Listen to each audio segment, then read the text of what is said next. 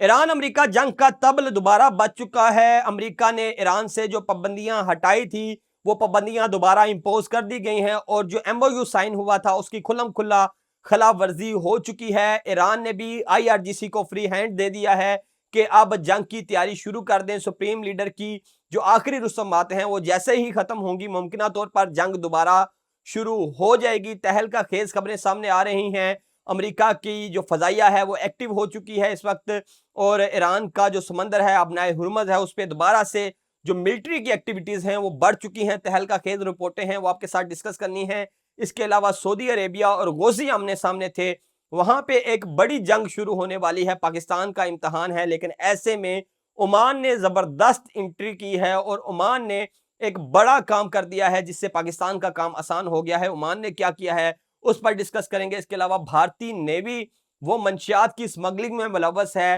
होशरुबा तहलका खेज रिपोर्ट सामने आई है और पूरी दुनिया के सामने भारत की थू थू हुई है क्योंकि भारतीय नेवी रंगे हाथों पकड़ी गई है मंशियात सप्लाई करते हुए। किस मुल्क में ये नेवी के लोग पकड़े गए और भारतीय नेवी के जहाजों में मंशियात की स्मगलिंग हो रही है।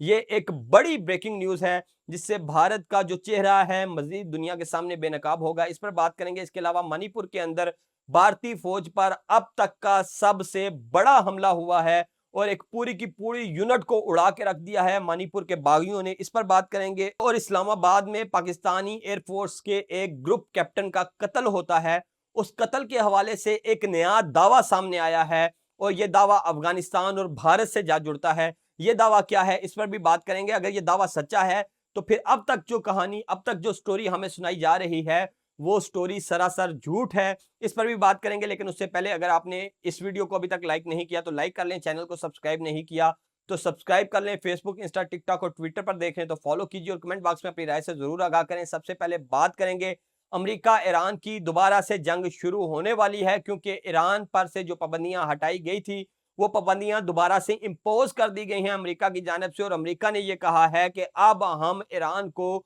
तेल बेचने की इजाजत नहीं देंगे। अब नाए हुर्मुज के अंदर हालात एक बार फिर कशीदा हो चुके हैं। ईरान ने 24 घंटों के अंदर 4 बहरी जहाजों को निशाना बनाया है जो ईरान के बताए हुए रास्ते की वायलेशन कर रहे थे, जिसके बाद से अमेरिका ने यह ऐलान किया कि वो ईरान पर जो पाबंदियां हटाई गई थी उनको दोबारा से वापस इंपोज कर रहा है। और अब ईरान ने आईआरजीसी को फ्री हैंड दे दिया है और कहा है कि दोबारा से जंग की तैयारियां शुरू कर दें, उंगलियां ट्रिगर पर रख लें, मिसाइल लोड कर लें क्योंकि अब अमेरिका ईरान पर बड़ा हमला करने जा रहा है। और पहले भी ये कहा जा रहा था क्योंकि ट्रंप ये चाहते थे कि दुनिया में तेल तेजी से खत्म हो रहा था, तमाम मुमालिक के पास जो तेल स्टोर था वो खत्म हो रहा था। यूरोप इस वक्त उनकी मईशत कोलैप्स करने वाली थी, अमेरिका के पास अपने जो तेल के जहायर थे वो खत्म हो चुके थे। तो ऐसे में कहा यह जा रहा है कि ट्रंप ने इस एमओयू के तहत वो टाइम लिया और स्ट्रेट ऑफ हुर्मुज को आर्जी तौर पर खुलवा कर अपने तमाम जहायर को दोबारा से रीफिल किया। अब अमेरिका के तमाम तेल के जहायर रीफिल हो चुके हैं, यूरोप के रीफिल हो चुके हैं, उनके इत्तेहादी ममालिक के रीफिल हो चुके हैं और अब ट्रंप दोबारा से ईरान पर हमला करना चाहते हैं। और मैं आपको पहले भी बता चुका था कि 26 अगस्त डेडलाइन है, 26 अगस्त से पहले भी हमला हो सकता है लेकिन 26 अगस्त के बाद ट्रंप का ईरान पर हमला यकीनी है। और ट्रंप वही कर रहे हैं कि एक बार फिर से ईरान पर हमले की तैयारियां हो रही हैं। इस वक्त जो अमेरिकी फजाइया है उसकी पेट्रोलिंग बढ़ चुकी है। जहाजों को रीफ्यूल करने वाले 6 टैंकर फजाई जहाज इस वक्त फजा में मौजूद हैं। तो आप खुद सोचें कि कितने फजाई जंगी त्यारे इस वक्त फिजा में मौजूद होंगे जो ईरान की निगरानी कर रहे हैं। दूसरी जानब ईरान में सुप्रीम लीडर आयतुल्ला अली खamenei की आखिरी रसूमात जारी हैं। अगले 2 दिन में उनकी तदफीन हो जाएगी मशहद के अंदर। इस वक्त उनके जस्दे खाकी को तेहरान से कुम और कुम से इराक ले जाया गया है जहां पे नजफ में उनका पुरतपाक इस्तकबाल किया गया।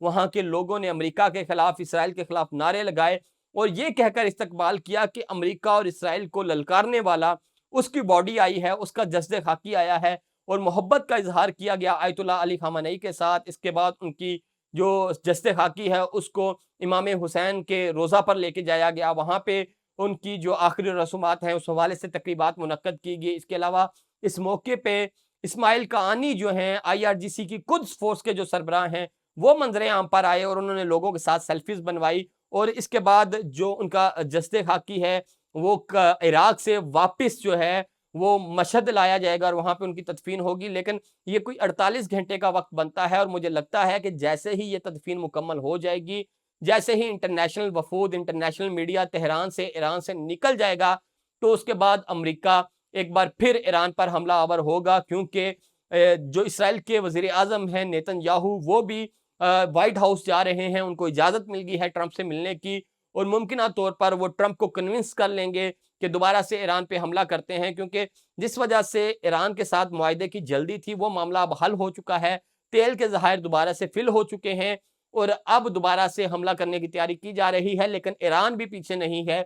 मैंने आपको पिछली वीडियो में भी बताया कि बाबुल मंदब के अंदर गोसी किस तरह से उसको कंट्रोल करेंगे और बंद करेंगे, पूरी स्ट्रेटजी फाइनल हो चुकी है और ये जो जंग दोबारा से शुरू होगी, अमेरिका को एक बार फिर हजीमत का सामना करना पड़ेगा इसमें। और दूसरी बड़ी खबर जो है वो है भारत के हवाले से।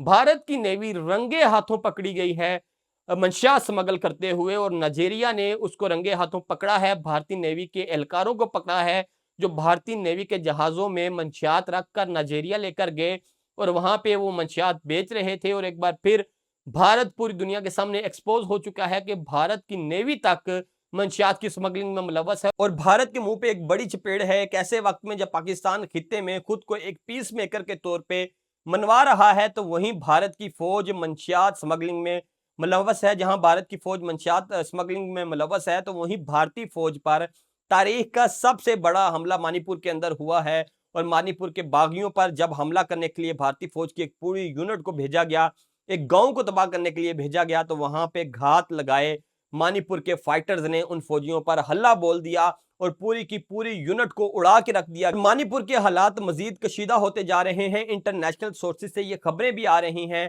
डिफेंस एनालिस्ट इस बात की तज्जिया कर रहे हैं कि अनकरीब भारत में एक बड़े फसादात फूटने वाले हैं और खाना जंगी शुरू होने वाली है। भारतीय कौम को, भारत के लोगों को जिस तरह से मोदी सरकार ने दबा के रखा हुआ है, वो जो आरएसएस के नजरियात हैं और जो हिंदुत्व के नजरियात हैं, उसका जो लावा है वो फटने वाला है और अब एक बड़ी जेनोसाइड होने वाली है भारत के अंदर और उसका आगाज मणिपुर से, उसका आगाज मकबूजा वादी से हो चुका है और भारतीय फौज के लिए फिर इन हालात को, भारतीय हुकूमत के लिए फिर इन हालात को मैनेज करना इंतहाई मुश्किल हो जाएगा। इसके अलावा बड़ी खबर यह है कि इस्लामाबाद में ग्रुप कैप्टन की शहादत का मामला है, उनको सड़क पे कत्ल किया गया एक लड़के की जानिब से, लेकिन अब तालिबान की जानिब से यह दावा किया जा रहा है कि यह कत्ल हमने किया है, जिसका सरासर हकीकत से कोई ताल्लुक नहीं है। सीसीटीवी फुटेजेस मौजूद हैं और हर तरह की जो मुल्ज़म है, जो गिरफ्तार हुआ, उसने जो है इकरार जुर्म कर लिया है। लड़की गवाह मौजूद है, आसपास के लोग गवाह मौजूद हैं कि सारा मामला क्या हुआ। वो मामला जो आईजी इस्लामाबाद ने आपके सामने रखा वही असल सच है और तालिबान की जानिब से, भारत की जानिब से इस मर्डर को कैश करवाने की कोशिश की जा रही है, उसका क्रेडिट लेने की कोशिश की जा रही है, जो सरासर झूठ पर मबनी है, क्योंकि वो चाहते हैं कि पाकिस्तान में होने वाले हर गलत काम का हम क्रेडिट लें ताकि हम दुनिया को बता सकें, अपने लोगों को खुश कर सकें कि देखें हम पाकिस्तान के अंदर घुसकर किस तरह से कार्रवाइयां कर रहे हैं। इसके अलावा इस खबर के पीछे और कोई मकसद नहीं है, ये सिर्फ और सिर्फ एक प्रोपेगेंडा है। ये थी अब तक की तफसीलात। वीडियो अच्छी लगी तो कमेंट बॉक्स में अपनी राय से आगाह करें। यूट्यूब पर देख रहे हैं तो सब्सक्राइब करें, फेसबुक, इंस्टा, टिकटॉक और ट्विटर पर देख रहे हैं तो फॉलो कीजिए और वीडियो को लाइक नहीं किया तो लाइक कर लें। मुझे इजाज़त दीजिए। अल्लाह हाफ़िज़।